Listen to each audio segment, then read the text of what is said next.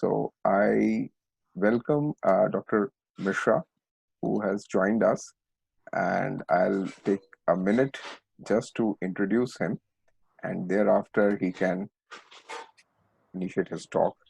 So Dr. Rakesh Mishra, he is the director of the CSIR Center for Cellular and Molecular Biology, Hyderabad, Andhra Pradesh. He obtained his MSc in 1981 and PhD in 1986 from the University of Allahabad. He's working on comparative and functional genomics of non-coding DNA, organization and regulation of HOX complex, the evolutionary logic of anterior-posterior body axis formation in animals, and epigenetic regulation and development. He's a fellow of Indian Academy of Sciences, National Academy of Sciences, India, and Indian National Academy of Sciences, Science Academy, as well as from Andhra Pradesh Academy of Sciences. And he'll be talking to us today on responsibilities and opportunities for academics in the context of the current scenario.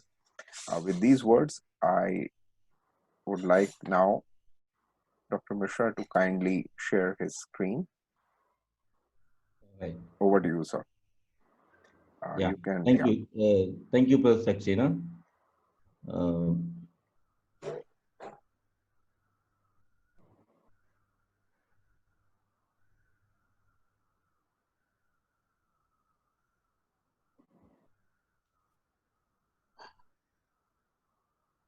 Is that screen option, sharing option available with you, sir? Yeah, it's coming up. Yeah, you can make it full screen. Perfect. It's okay? Yeah, absolutely fine, sir. Over to you, sir. Yeah. Okay, thank you. Thank you very much. Thanks again to all the academies for this initiative, extremely important, and also Professor Saxena for taking all the trouble to contacting people and arranging this. Something which we really need in this, or even in greater proportions. So what I'm going to discuss today is in the new situation. We all know that life is going to be different post COVID. How soon will be post COVID? We are still guessing, but we are trying to see what are the opportunities and what are actually responsibility of academicians in this very unique and difficult situation that the whole world and particularly India is going through. Just to put in the context, I'm sure Anurag has said several things which I'm going to mention in passing. He may have described them in more details. And to begin with, this pandemic has become the worst public health crisis in a century. In just few months, 29 million cases, 950,000 deaths and counting. So that's the scale of this problem. And it also has catalyzed a research revolution to understand the virus. The virus whose name it didn't even have a name, it didn't even exist for us only a few months ago. So much we know today, and so much of research that has been already done and published, and far more than that is still going on. So this is both ways. When the challenge has come, this time the world has reacted in a very different way. Now, I want to focus today on what academicians have got to do with it. So why should we worry? Our job is to sit and theorize something or do our study, do our research. Why we should, what is our responsibility? And if there's anything, what is that we can do? So when we want to do something, first, what is our asset? So our asset is the strength of the basics of science, young and sharp minds, who are not just technical, but they are questioning and innovating people, trained to deal with the uncertainties and expected. Every day our experiments fail, and when we regenerate from there a new enthusiasm. So we are very special collection in the society who can take this challenge, and that is why we should take this challenge. Besides that, this is a situation which is once in a lifetime opportunity or challenge, whatever you can call it, where a scientist can make a difference and others cannot. This is something very unique where you all, what you can do, nobody else can do. You can help the healthcare system and the hospitals understand the biology of the virus, participate in different programs of drug repurposing, new drugs, traditional interventions, vaccines, something completely novel, for example, and emerging aspects of the problem. The way we can look into these things, maybe others cannot, because we are equipped and privileged to think in that way. That's our profession. Um, and then, so then if we come to the really this infection, when a new infection arrives, when we don't know anything about it, what we need to do immediately? So first thing we need to detect and diagnose. So we have to find accessible, feasible, high throughput methods. As you all know, how much debate, how much effort is still going on. Then there is another thing which is controlling this. But once you know how it is spread, then how to control it. Then there should be for that some technical means, behavioral means, governmental interventions, variety of ways one can do. And then, of course, the associated issues of new normals, what we call information, policy, ideas, because these are the ones that are going to be to impact on everything else.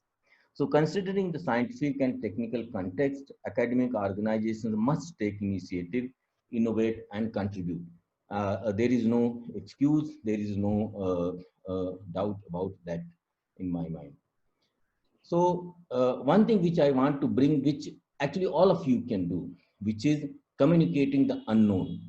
We can all go and read. As I said, 6 months before, 8 months before, nobody knew even the name of this virus. So why we are all beginners. So we can read. There's so much of available. Of course, we can figure out what is the good literature, what is the bogus, and then discuss, debate, and come up with the informed ideas and opinions and information. And then we can keep politicians, policymakers, academic peers, media, and general public informed. Extremely important. And as you know, how important it is in these days when we are reeling under the media of various kinds. In times of uncertainty, it becomes extremely important for people to have credible source of information. If you don't tell, then everybody will start giving their own theories. You eat this, you will be cured. You do this, you will be infected. You don't do this, and also. So that is where our responsibilities really become very, very unique. And scientists hold an extremely important role during the crisis, and hence it has been more important than ever uh, um, to be accessible. So you cannot go and sit in your lab, argue that it is not my job. It is, you are now have the responsibility. You have to come forward, because this information nobody can, because the information has to be assessed. You have to see that what is exaggeration and what is the reality, what is measured, what is rational, and what is not. Also, the new information is coming out of every few days. So everything will change. Tomorrow it was this way, now new information will come. So it is important to have a continued discussion with media, with policymakers and public, to give them the best suggestions for that time. Tomorrow it may change, but today this is what you should do. That's what we, and I can tell you, nobody else can do better than this audience and all of us who are involved in this kind of discussions. In this background, I will first tell that what we as an academic institution began when this when this pandemic landed. So CCMB has got into this primarily due to our students. This I want to put in front that when the academic, when the problem came, lockdown became imminent, we had a series of meetings initiated by students. They came and they said that we have virology lab, we have VSL2, VSL3, we don't know how we know how to handle virus. So why don't we help in dealing with this problem? That day we decided that we are going to keep hostels open, nobody travels, our canteen will work, every day, 7 day. And it has since then. Today, not even for one single day, canteen was closed, hostel functional, everything will function, and CCMA has functioned 24 hours since then. 7 day, no time it was closed. That is primarily because people came forward. And when I say people, it is largely the students. And with them, we made a very, really creative and strong team. In the meantime, ICMR was nice enough to recognize CCMB as a testing center. We also were asked the state government to train the hospitals staff. I'm talking about the early days of late February, late March time, last week or so. Then became validation center for new things, new kits, the national repository for virus and patient samples. So these became, we became quite enabled that we have samples, we are testing, so we have first-hand access to the real problems, so we can actually address them or try to figure out what to do. Then we decided to take another decision is to culture the virus in the lab. This was important because then only actually you can do any manipulation. Patient samples, we are not hospital, so we cannot do much. But if we have virus growing in the lab, then actually you can do many things. It was difficult. A virus which chases are so harsh, so fast in the cell, it took quite some time to tame it to grow in the cell culture. But that was established. That is used for testing and screening of drugs, which are new or repurposed or various formulations, and testing and validation of various devices that they claim to be antiviral and things like that. Then we also, because our volunteers were creative young students, they always kept asking questions, adding new things, developing diagnostic methods, tools, protocols, SOPs, what is better way of doing, and so on. And then we also got into genome dynamics of this virus and understanding the biology, some of which I will just very briefly just mention. I cannot talk in detail because the purpose of this talk is different. The reason I'm showing these things is that an academic institution which has not seen this virus, and most of the people who you see are actually not, in this case, they are a virologist. They are actually PhD student who PhD is in the virology field, but most of the volunteers were not working on even on infectious disease. But they have understanding, they are knowledgeable, they know what is how to handle with such things. So any one of you, when you have a itching desire to do something to help people, how you can do it.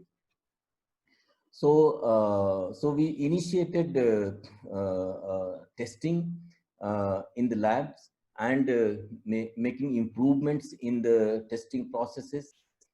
We trained many healthcare workers in the city, and that brought a lot of goodwill of the state government and the local hospitals, because they were really very afraid. When we brought them in 2 days training how to handle living virus samples, they were very, very happy. And since then it's continuing. Batches of private or public hospital healthcare workers keep coming, and we explain them largely how to handle it safely. Rest is just pipetting. Uh, then we ourselves started testing in large numbers.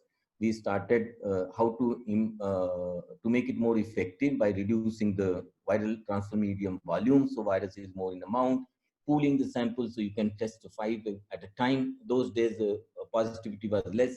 When positivity becomes more than 5%, then it's not possible.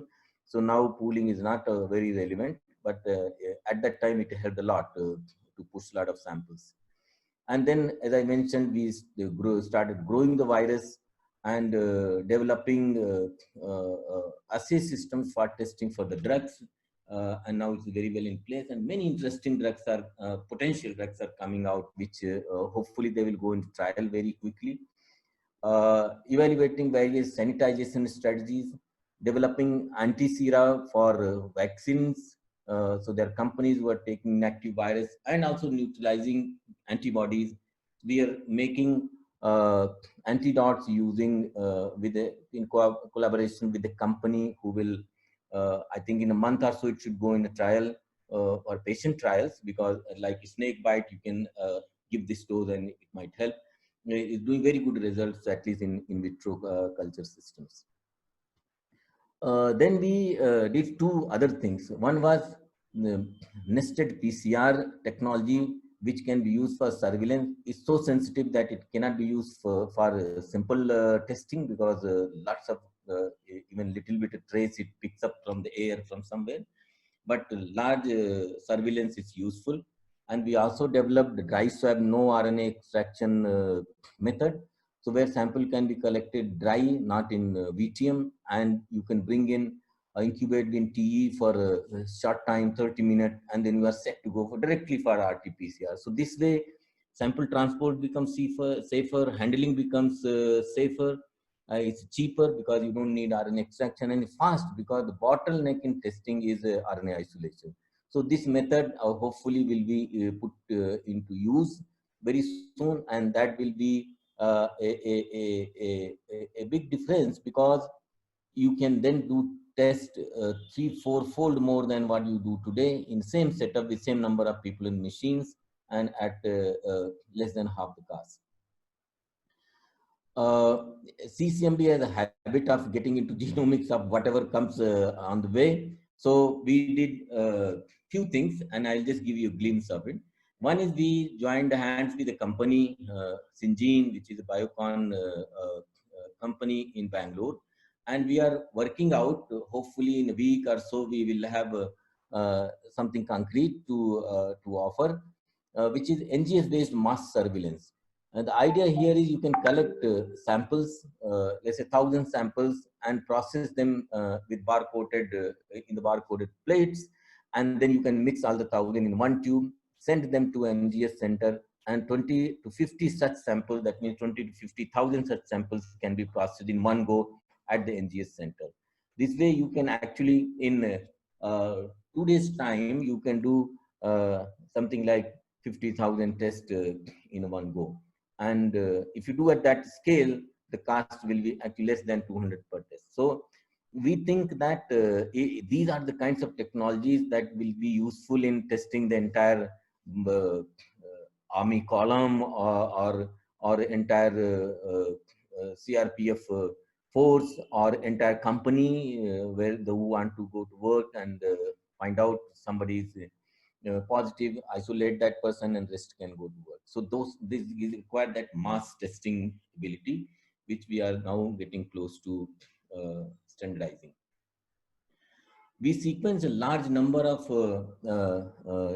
genomes. I'm sure Anurag discussed about this, and to find connect between disease severity and patient and virus genome dynamics, because everybody are there's why so much variability. Some people don't even know they are infected, and some lose their life. So why this whole broad range of things? Not that we have got the answer, but in this process we have done several things, and I think we will some day understand little bit how it is happening. So here is one app. I invite all of you to go and just type Gear 19, and you will see this in the website, and which gives the latest update on the viral genome from India. What is the status, which state has contributed, how many viral genomes, and so on. So like you can see, 2,500 genomes are deposited here from various labs. I think we have contributed something like 500 or so. And so we analyze them very extensively. So like for example, there are more than 3,000 variants that are cataloged, and these are various clades which are around. I will just show in the next slide. I will talk about the clade in the next slide, but this is the kind of situation we have. Like most, the number of people that are infected are actually 20 to 30 or 30 to 40. Very young people are much less, and very old we don't have many, maybe in 90 or 80, 90. So that is why this number is less. But most people that are infected are 20 to 30, 40, as you can see here. So that means it's not that young people don't get infected, it's just that they are largely asymptomatic. And as many places in the world, the females have are only 30%, males about 70%. this is a weird thing. We don't know why this is happening. So, but that's an interesting observation. Many others have made. India also it holds. And here is something that we, when in early April, late March, early April sample, when we sequenced, we found a new clade, but which we called as A3 India clade, A3I, which is Southeast Asia specific clade, and actually didn't exist in America or Europe or many other places. However, we had at that time itself guessed that this might be a weaker virus because it has a mutation, defining mutation in its R-independent RNA polymerase gene. So it turns out that now the most prevalent clade is A2A, and A3I is a non-existent except in Delhi. Delhi has many exceptions. This is one of them. So as you can see now, A2A in India is 70% overall. So this is a lot of these are old samples, A3I, and now they are very few. As you can see that new samples that are being sequenced, there is no red dot. Red dot, there's no green dot, which is A3I. This is the last report here, which is somewhere in the late June or something. So now this is disappearing. So we are able to monitor which kind of clade and what kind of mutations are emerging, or how fast the virus is mutating and so on. So what I can tell you is that it's a relatively less mutation rate in this virus, and there is only one dominant clade, which is A2H, all over the world, and there is no clade specific status difference so far what we have seen.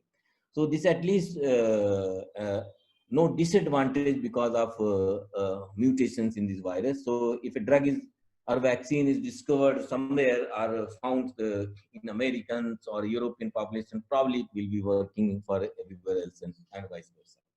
So, and there is no particular difference. We see that this particular clade is more lethal, less lethal, and all. So the just simple message is that everybody is given equal treatment from the virus side.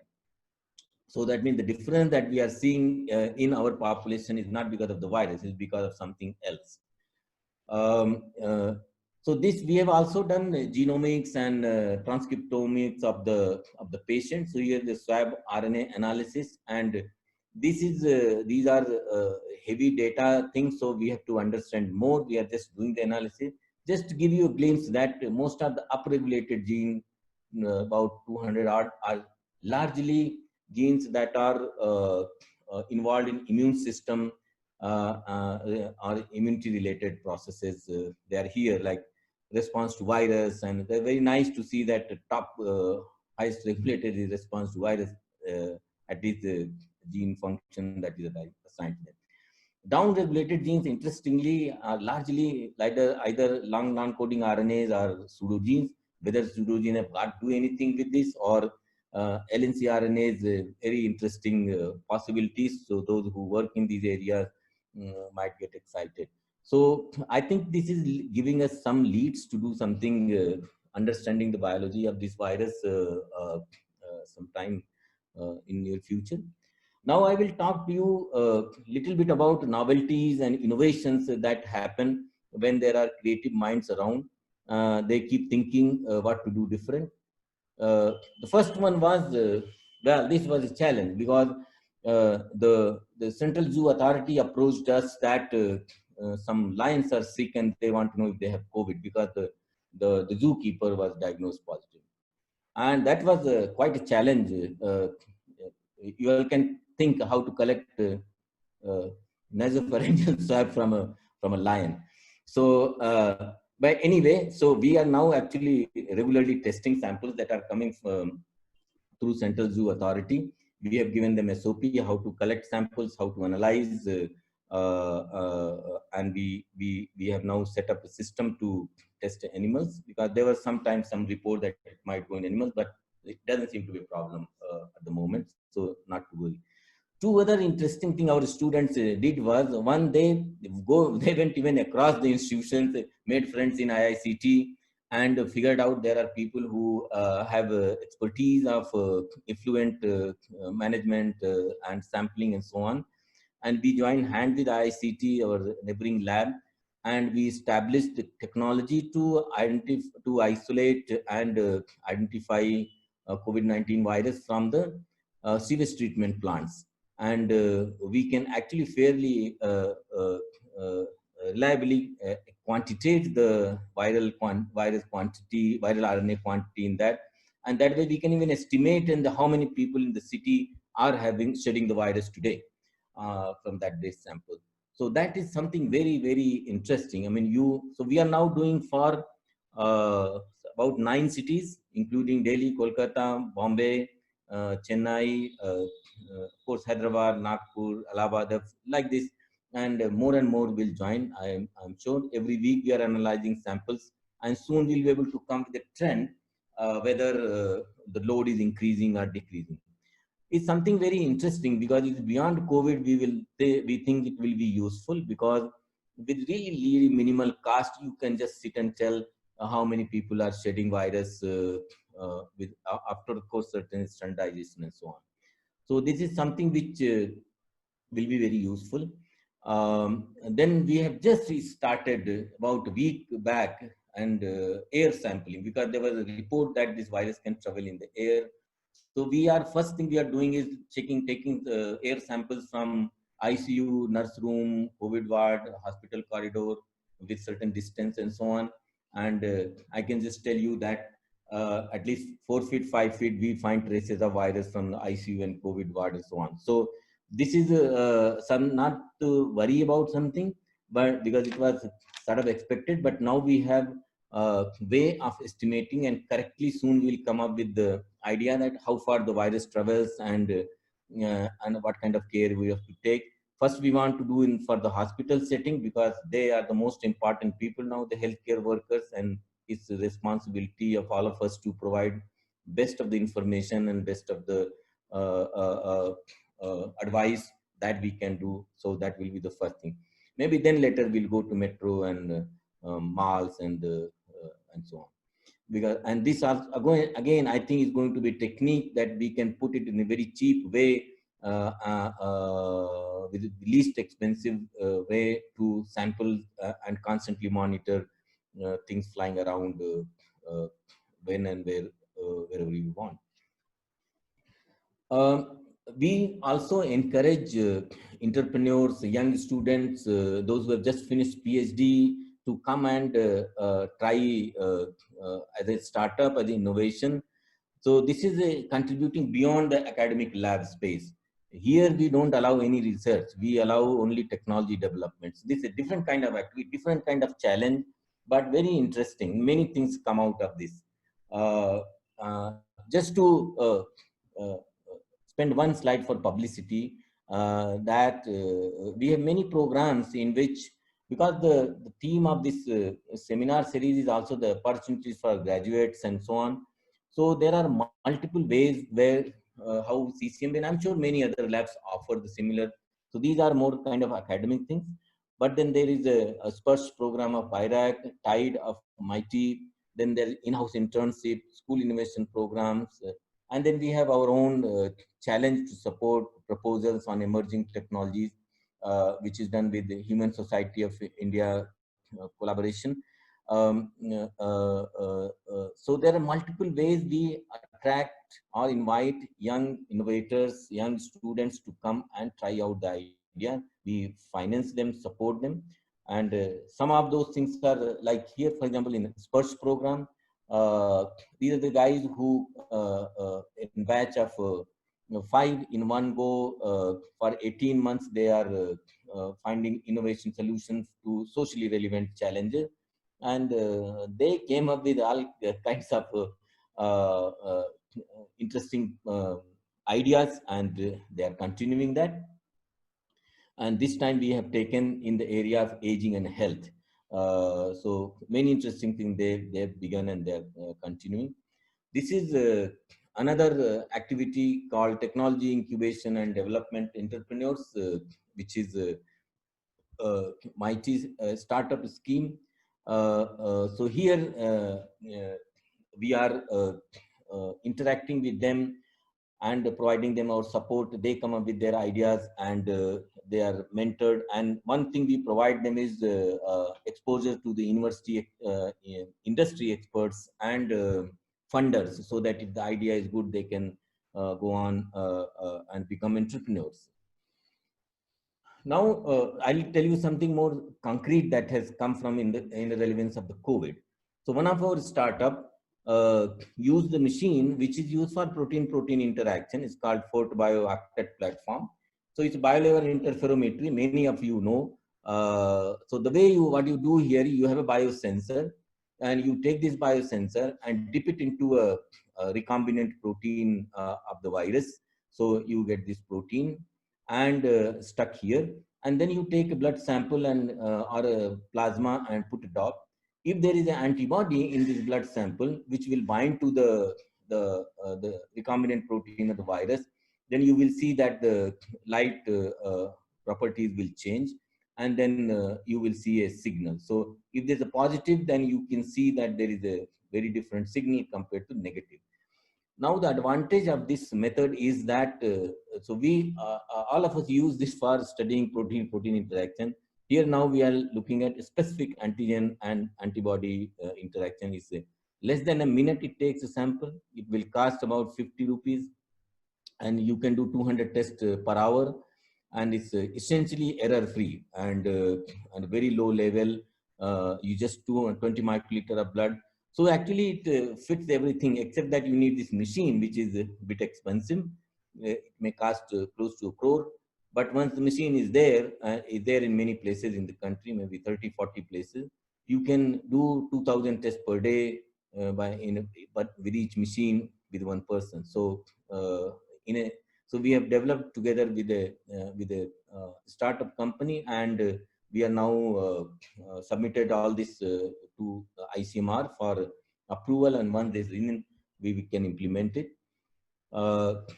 Actually, so many of you may have immediately realized that instead of uh,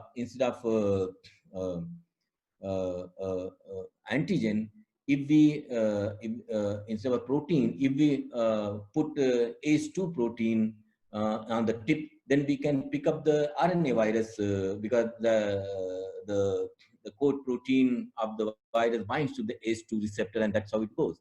So we are now developing an antigen detection, so that will be not a serological testing, but it will be picking the antigen, and this time from the swab. So you can see that when we take the ACE2, which is expressed, and put it for the RBD, then you see the signal. So the in principle is working, and then we have to now put with the real samples. And if this works, then it will probably provide much relief to RT PCR, which is very expensive and time consuming. Then we interact with other companies as well, other institutions. So here is IIT Hyderabad interaction.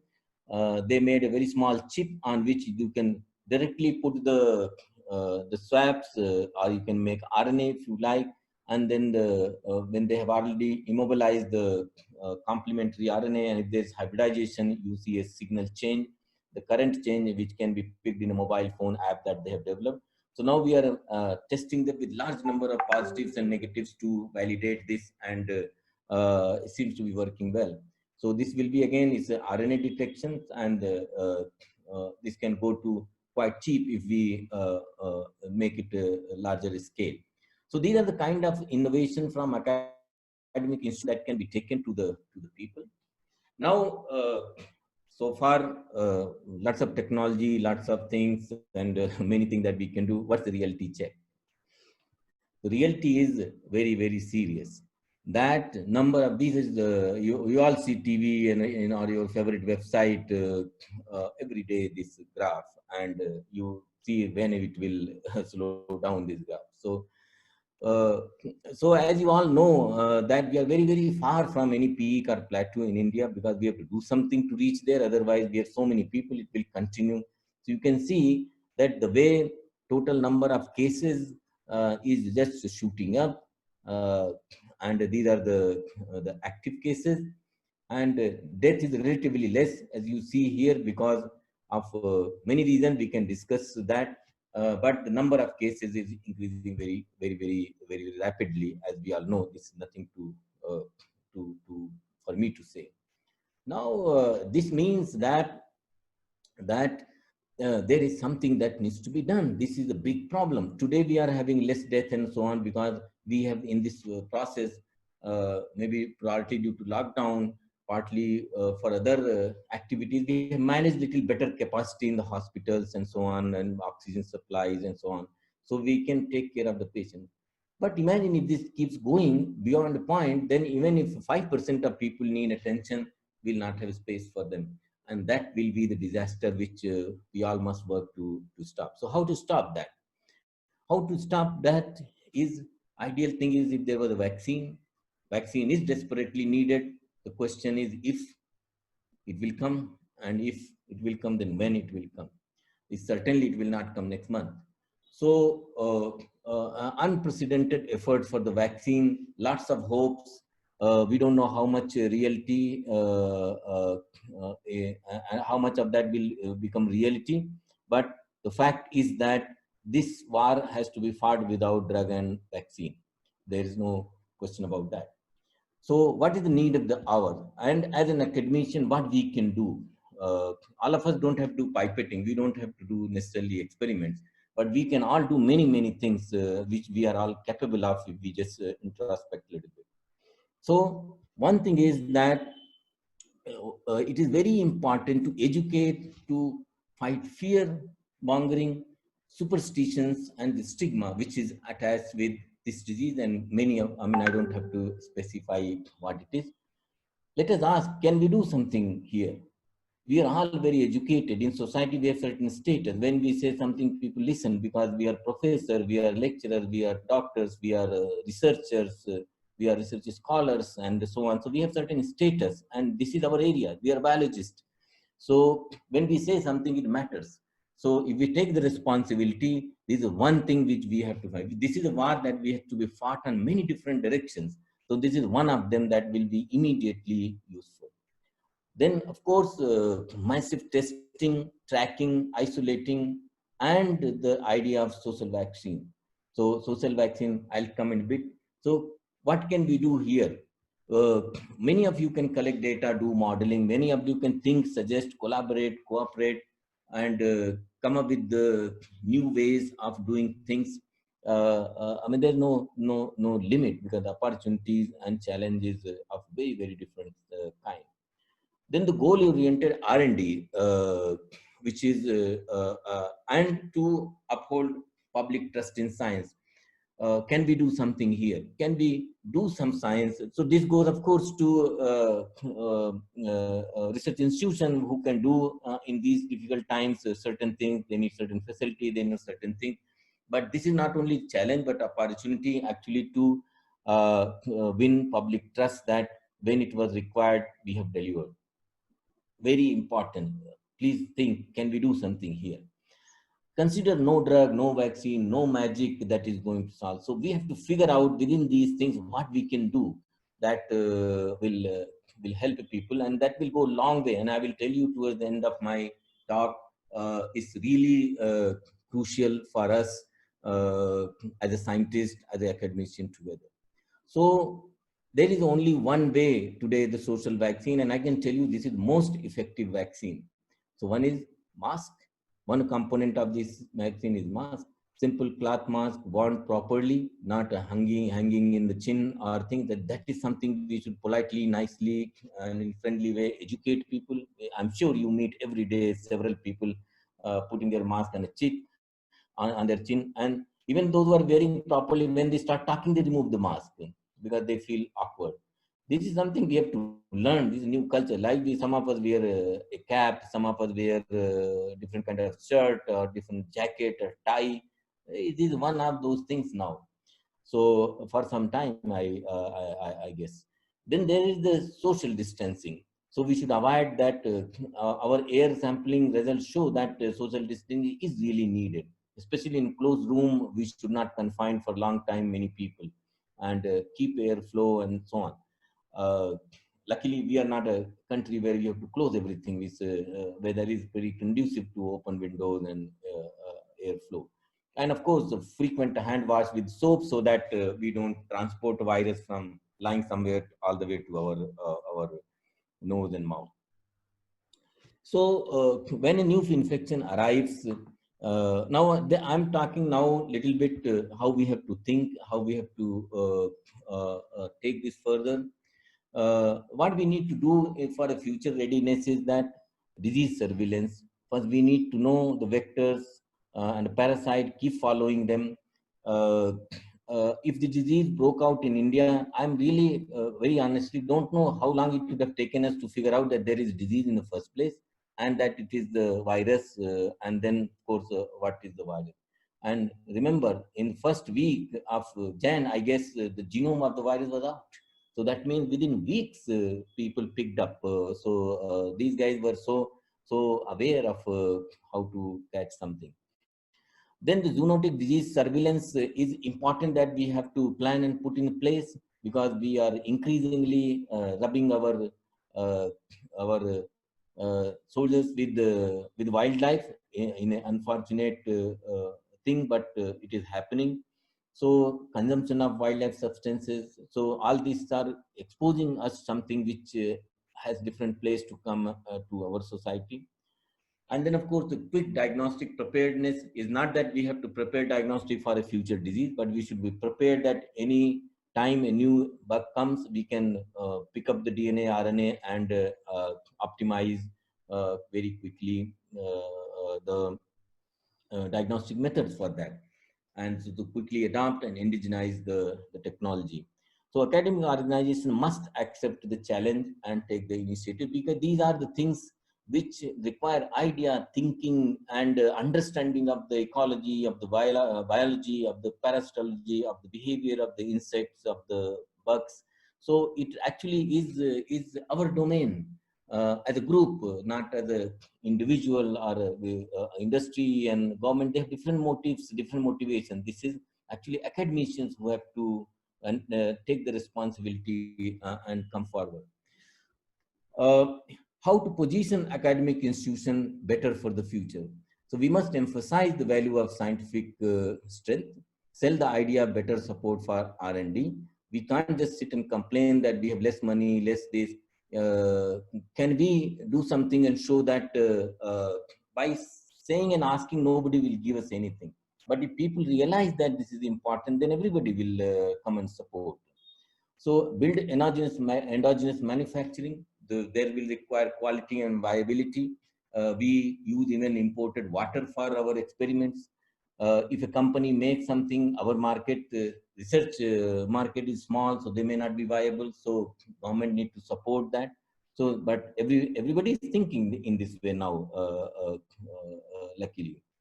And keep inside the societal needs and the weakest section of the society. This is not a political statement. This is very, very obvious thing. We have seen not only as a human thing that when people have been walking away from the cities, and then you know that every single thing, every single day we depend on people who work. So if we don't take care of them, we will be in big trouble as a social issue, as our own functionality. So for us to be viable, we must ensure that the weaker section is supported, and uh, there will be no magic. I can tell you, the no big government scheme that is going to do that.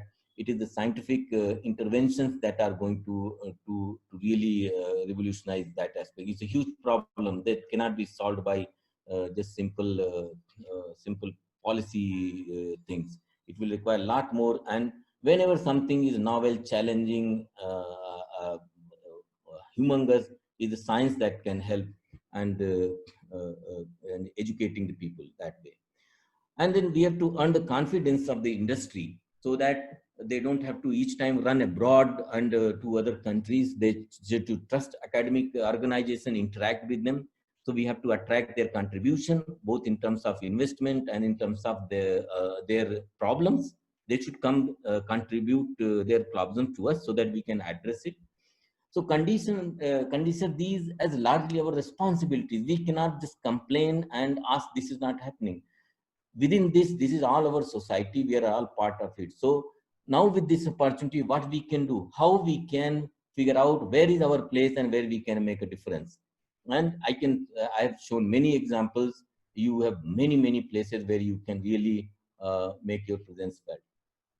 I will just this many of you may have read in many papers that many things are very revealing. Why we are shouting about self-reliant and so on. So pharmaceutical manufacturing, we have totally lost our base. APIs and drug intermediates base have shrunk, and there is an alarming level that everything is shifted outside. So if supply is not there, we'll have no drugs. Medical devices, 80%, 85% is imported. Enzymes, antibodies, equipment, everything is imported. We are sending rocket to all the way to a different planet, but for RNA isolation, our water comes from wherever imported. So, and then we need also to look into the translational expertise and infrastructure. There's a huge gap between the lab and regulator. We do research, and if anybody is asked about safety, regulatory, and those things, we get irritated. I mean, if you have to take something to market, you have to see many things, and you must understand the regulatory process. That then only things can go, because you are doing something in the lab is one thing. When somebody has to be administered that, then broader things come into contact. So these need immediate attention and policy interventions. Here, these are things which we as an academician can't do, but we can suggest, advise, and contribute wherever it is possible. So my last slide is the strategy to preparedness for the future is that strengthened academic R&D institutions, and we have to do our bit, which is to convince people and then eventually those who decide the expenditure of the government, and bring the private sector. Why depend only on the government? Bring the private sector, and our R&D expenditure has to go several fold if we want to be a power in this world. Several fold. I'm not talking about 5%, 10% increase. It has to be 3-4 fold in next few years. This is then only we are talking serious. Strengthen industry academic partnership in R&D and innovations. Well, that is very important. As I said, it now sounds repetitive that industry has to trust us. They have to come and work with us like other developed nations do. Then only we will be able to get the maximum out of it. And of course, promote the startups. We can't depend on huge industry and government jobs. We have to create people who give job to others. So that's what is important. That's why innovation and incubation, so much of talk about that, and that is the time. So improve the ease of doing science and ease of doing business, accelerate translation of know-how and knowledge base. And I just want to repeat that all the time we have to keep in mind that rural economy and need of the weaker section is important. Otherwise, we will not survive in the city situations. So thank you all very much for listening. And things are changed. Once you reach, you are shown a gun. We can have a better way of doing this. So wear the mask if you enter out of your house. You come out, wear the mask. Set up in a proper system in your institution, in your lab, in your place, that people wash their hands, so that whatever bug they have touched in the railings, in the metro or in the car handles is gone. And if they don't have, it's like job is like a security. We have to keep us clean. So with that, I'll stop. Thank you very much. I'll be very happy to try and answer any questions if they are, if I can. And thanks again. Thanks, Saxena. Thank you. Thank you very much, sir. Thank you very much. So there are a few questions. I'll take up those one by one. So the first one is there any powerful vaccine being developed, or it is in the developing stage? And if you can share the powerful vaccines developing related to COVID-19. Yeah. This is some question I mean all of us ask, and all of us would like to know the answer. The fact is that there are challenges, that there is no vaccine against any coronavirus, a reasonable vaccine. And we know that people have spent decades for HIV, AIDS virus, and we have not had any success. Common cold virus vaccine come and go. So it is a huge challenge to have a vaccine against this virus. Having said that, never in the history of humankind so much effort has been put for one particular virus in terms of vaccine, billions of dollars, and so much. I mean, I think some 250 odd candidates are being tried. So hopefully something will come. It is just impossible to tell if there is a strong vaccine candidate. Candidate is candidate. There are anything can work, because that is why so many trials are required. And I just want to warn people that we should not uh, put lot of hope on a particular vaccine, because stage 1, stage 2, or phase 1, phase 2, what we call, many things will to show good results, that there is no big thing. Things fail in stage 3, because that is where the real efficacy is tested. And because now so many fundamentally different approaches are being used, hopefully there will be a choice, not only shortage of choice of vaccine, but certainly it is going to take a year or more before we actually know. And for some vaccine, production is already in the way, hoping that it will work. So you can know it is like a gamble. But if that doesn't work, then that production is waste. But and then the something vaccine which comes into once becomes reality, that production has to be scaled up and all that, so those take several months. And then availability, if it is RNA vaccine, then it will require very different cold chain, and it will be expensive. So there are issues with vaccine. Hopefully something will come, but I think at the moment we should focus on something beyond vaccine. Vaccine is somebody's job they are doing. For people, I try to convey that let's not worry about vaccine. If it comes, great, but we have to fight it without vaccine for several months. If we waited for vaccine, it will be a disaster. Okay, okay. So I'll take up the next one. What informations are there regarding COVID-19 virus transmitting via water sources in red zones? So there is actually no, as far as I know, there is no evidence that it spreads through virus. We have been testing there. So what we are looking at is sewage system and wastewater system, and virus is you can get the traces of the virus, but virus is not infective. And the very simple reason is that this virus cannot go anywhere on its own. It cannot fly. So it actually, I will say that almost all the infection that is going around is through person to person contact, by breathing, talking, sneezing, and being in the same room close by, and that's a person to person contact. So that is the main thing. It doesn't go through water and also much, and it's not very stable for that long, because we are growing it, but we know how quickly it disappears from the surfaces. But if we kept our hand wash and all, and because in some certain surfaces it can stay longer, particularly plastic, which is used so much, and it seems to stay on that for quite some time, for many hours. Not so maybe on the paper or cloths, because there it collapses, and probably that's why it doesn't stay alive there for longer.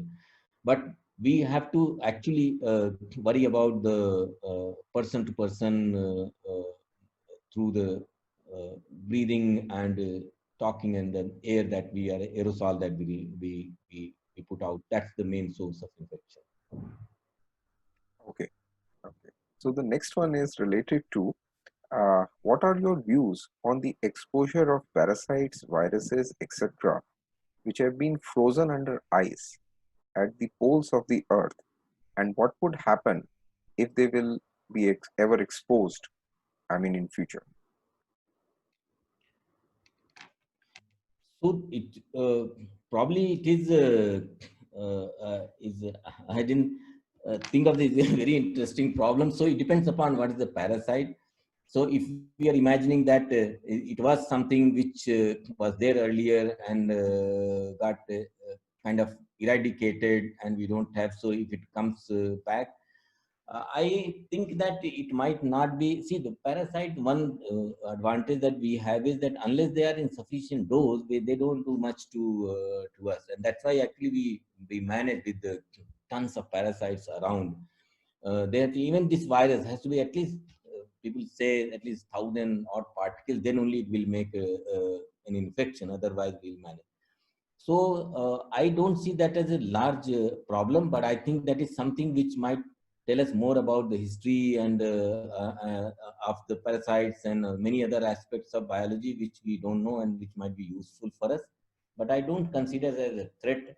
Melting of something from the poles has a bigger threat than parasite. I think something more to worry about. Yeah, I don't see that as a, with my limited knowledge, that there's something that we have to start bothering. But monitoring them might be a very useful thing to do. Yeah. Okay. Is there any report that COVID-19 is specific to any blood group? So there was a report that and it's I think it has been validated in many, that people with O blood group have least prevalence, and if I'm not wrong, A or B, one of these has it shows more infection. This is true. The data is quite convincing, but we don't know why it's that way. But that doesn't mean that any blood group is immune. It's just that the rates are less. So each time when we say that, we should immediately do a correction that nobody is invincible in this. So whether you may be young, whether you may be blood group O positive, whatever, please take care, because that only gives some advantage. And we should not throw away that advantage and go and get infected. Yeah, but there is Okay. a observation, is a good question of biology to address. Yeah. Okay. I'll take up the last two questions now. What is the maximum time COVID virus is viable on any surface, including plastic? So people have shown with some of the studies that even for maybe around 20-24 hours, the virus has been found viable on the plastic surface and steel surface. These two, it was staying the longest. But I would say that those are the laboratory conditions where you put the virus there and come and check. Most of the time, with the rest of the environmental factors, I think a few hours is all that, from an infection point of view, it will survive. So if anything is left overnight, 10, 20, 10, 15 hours, it should be good for us to consider it more or less okay. But we should always, by touching this, we should keep washing our hand, and we are anyway not going to lick it, these things. So the hand wash will help, and yeah, is for if you can afford something, keep a day out, and that should be okay. Okay. I'll take up the last question. It has two parts. The first one is that can we use ELISA test for corona? If not, then why? That's No, the no, part. Yeah. you can use a laser test. People are Okay. using. In fact, yeah, there's no problem with that. In fact, all of us, when you are developing a serological test, you use ELISA. There's no problem with that. If you have good antibody, you can go ahead. Yeah, yeah. Okay. Okay. The second one is that as corona is a mutagenic, proper vaccine will take some time to come. So, how much time you think uh, will there be a possibility of having a vaccine related to this? So And what what are the chances of reoccurrence of the same problem once the person has taken the medicine? these are really unknowns. If you ask me when we will, we may have a vaccine 6 months from now, after the phase 3 trials. If something shows good result, we may have vaccine. But whether this the efficacy of the vaccine, the robustness of the vaccine, how long it will be, there is no way of predicting that. So it will take us 2 to 3 years to figure out if we have really a good vaccine, if you ask me honestly. Before that, we will be going by guesswork and push and publicity and politics. Everything will come into play, and we will be buying and injecting. See, if a vaccine protects at least 80% of the people, you call good vaccine. Already we have lowered the bar that if it's 50%, we'll take it. So you consider the countries of a kind of India, 50% people still vulnerable means we already have many countries which are without vaccine within that. So vaccine, although is an ideal solution, but that this will do very little to this pandemic. And the question that whether you take vaccine, it will come back. If a reinfection can happen in individual, then vaccine will have the same fate. If we get to generally get rid of this virus because of our immune system, we can see the antibodies, and there are very few cases, but I'm not sure if Anurag talked about it. There are few cases where we know reinfection has taken place because two viruses, early one and the late one, are of different sequence, which is extremely worrisome thing, because if this can reinfect, that will be a huge problem. We are looking at plateau and post-COVID and all those things. But if reinfection become, many countries, the second wave, third wave has begun, but mostly that is because of relaxed constraints. So people are interacting more, and but we have to keep watch, looking at the so many millions got infected and reinfections have been so few. So I think it might not be a problem unless this virus suddenly becomes more aggressive and all, which is very less likely. Evolutionary trends generally indicate that viruses will become milder, and in fact one of the success story of this virus is very mild. That's why it survives so much. Most of us are roaming around without knowing that we are spreading the virus. It's that mild. It doesn't even let you know that it is there in you and is spreading. So that's the ultimate mild nature that you can expect. Unfortunately, some of us have some other difficulties, and when stress comes, we get into bad shape. But the virus is otherwise friendly and might become even more mild and might not do much to us. But the way the things are, the way now 8 months we know is going to stay for long. So we have to mend a little bit our ways and figure out how to be functional. We cannot be in a lockdown forever. So we have to figure out how to work safe. We have to do certain discipline thing. The way we say that don't spit in places, and many people practice, don't litter the place, don't do this. Like that, we have to now say that don't cluster together too many, don't go without mask. These are the few things we have to learn and do, and that's the really the effective way. Vaccines are dreams. Dreams can come true sometime, but it is long time before we will know there is a good one. So the best one is the social vaccine I mentioned. I never get tired telling that: wear mask, maintain social distancing, don't get cluttered in a room, and so on, and keep washing your hand properly with soap. That's it. Those sanitizers, by the way, are the second choice. First is the soap only. So with the sanitizer, many times you may be handling something, a fake one, or they are not very, I mean, they're effective, but you have to use tons of that. So best is the soap if you can afford the time and water somewhere. So, so yeah, vaccine we have to wait. It's a very popular question. We are working. We are working with 2-3 companies for the vaccine, because these are long shot, and if something comes, then nothing like that. But it will take long time. No vaccine we have got till now less than 4-5 years. This time we are hoping. See, the vaccine you give, it is not like drug that some person is sick, you give the drug, person starts walking immediately, you can measure the change and difference. You gave the vaccine and wait for how long? And person didn't get infected because virus didn't come nearby, or vaccine worked. And unless there is a drug, you cannot even go and do active infection and so on. So it will take long time to figure out even the vaccine is working or not. Right now, we are saying that it will not do harm to you. If that is what we take, then that is fine. But whether it will protect us or not is absolutely black box. We don't know, and we don't know for some time. Okay, Uh, okay. Thank you very much, sir. And you have taken up all the questions, explained all the doubts of the attendees. And I was just watching all throughout, there have been 270 plus. The attendees have been there, and a lot of comments and compliments which have been received by both for both the talks by Dr. Agarwal as well as yours. And on behalf of the organizers, of behalf of the National Academy of Sciences, India, Indian Academy, and INSA, as well as the Deen Dayal Upadhyay College, I would like to thank you for sparing your valuable time and enlightening us about the various. Thank you very much. Thank you very much. Thank Thank you you. very much. Pleasure for me, and I'm really thankful to you for asking me to talk to people. It's always a pleasure to talk to students and staff, because they understand. We feel more friendly talking to to our colleagues.